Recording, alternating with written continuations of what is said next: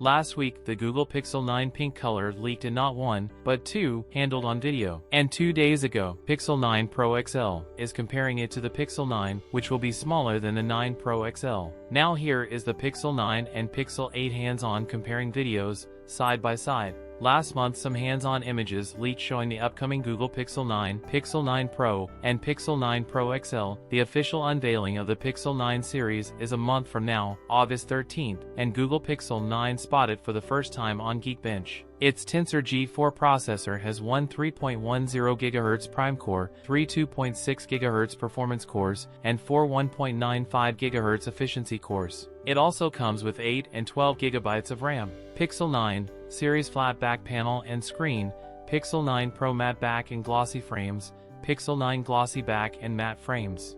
The source claims Pixel 9 will offer a 6.03-inch 120Hz OLED display, compared to the 6.1-inch Pixel 9 Pro and 6.5-inch Pixel 9 Pro XL.